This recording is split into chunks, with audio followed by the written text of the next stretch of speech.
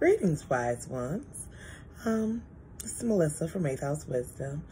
I wanted to leave a quick video that's kind of been bumping around in my head for a little while.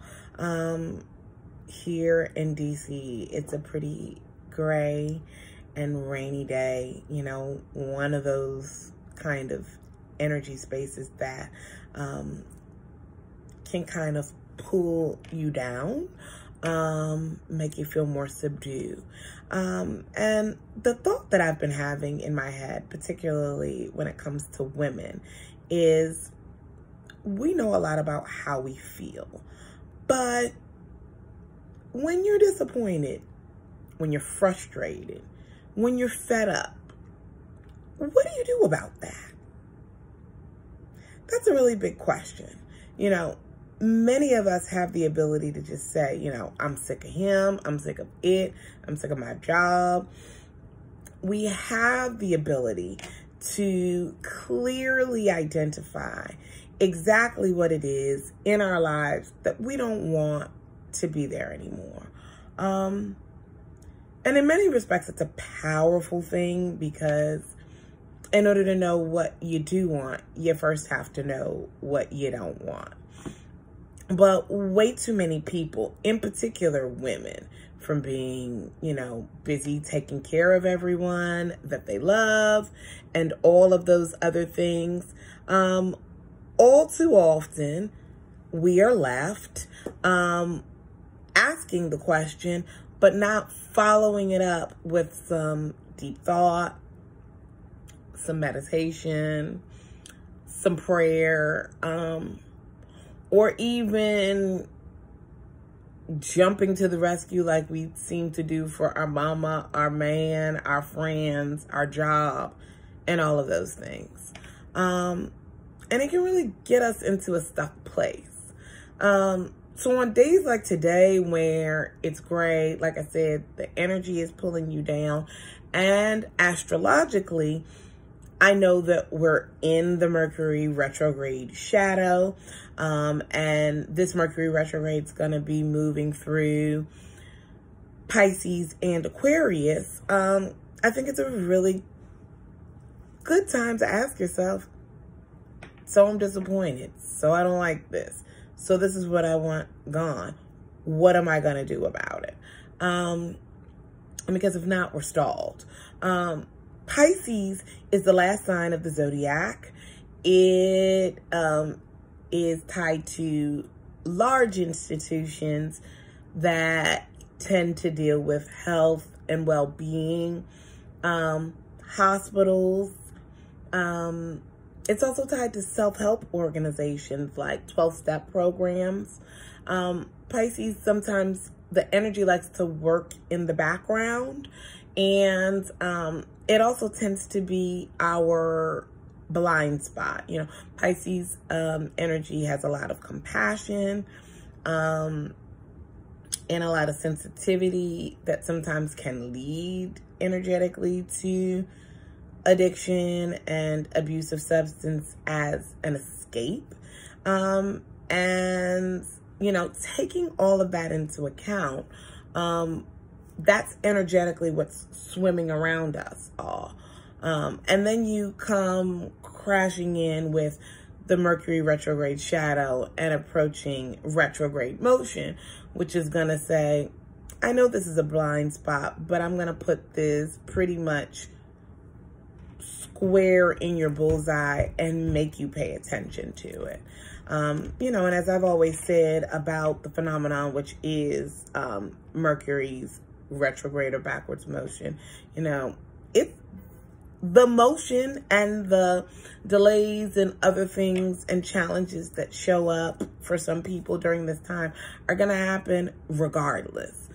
The choice that we have is to understand that the energy is coming and to make some efforts to prepare ourselves, both emotionally, financially, energetically, all of those things for what's to come. So we're undergirded and so that it has less of a sting, and so that we can move into that space that I frequently talk about is a quarterly review.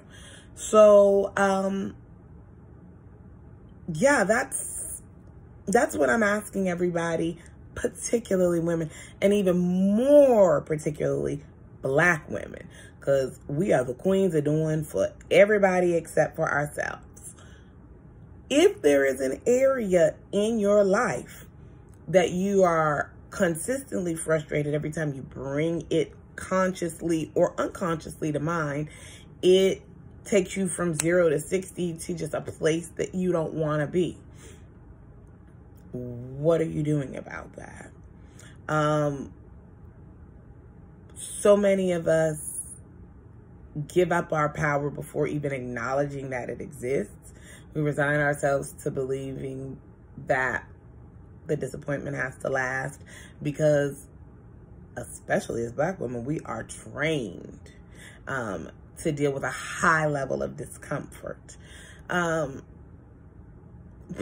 what if just a little bit of thinking into results, leaning into the discomfort, and asking the question, okay, if I can clearly identify what I don't want, what's the opposite of that? What if that alone, what if that act alone could spark a snowball effect in terms of where your energy goes, the invitation for spirit, the universe, your guides, and the like to come in and start shifting things on an appropriate. What if that was all you needed to do and you're missing it? So I'm going to encourage everybody. We have from now until February 17th before Mercury retrogrades in all reality. But this shadow is a really poignant period of time. It's a period of time where usually the issues that will get murky come up. So let's take the opportunity that we have, knowing what's coming, to ask ourselves the big questions, and come up with an answer. Even if it seems like a little answer to a big question, you're a lot further along than you were previously. And for those of you who feel overwhelmed by what the answer is, how to put that answer into practice, just the sheer nature of what it would take for you to move from the place that you don't like to the place that you want to be. Now may be a time for you to think about investing in yourself. Go to the top of my Instagram page. You can check out a link. It will be in the description if you're catching this on YouTube.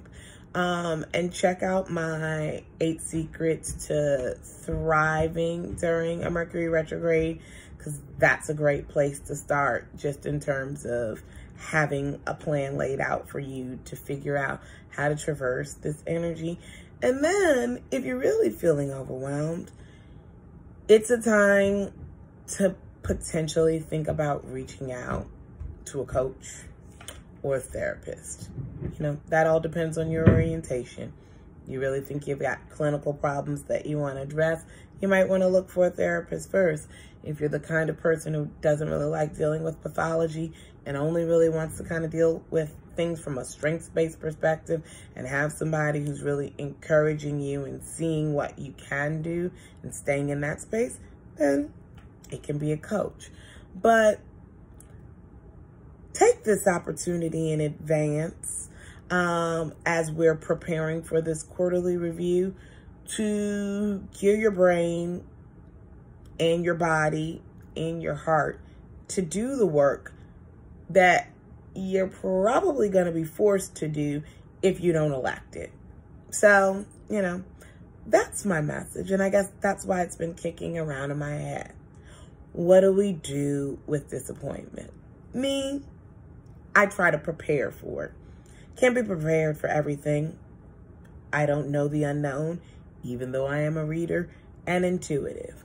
But I can tap into the spiritual technologies that we're given and try to use them to the best of my ability to navigate circumstances that come. And so I invite you to do the same. Signing off, this is Melissa, wishing you guys an amazing rest of your week, and a lot of light and love.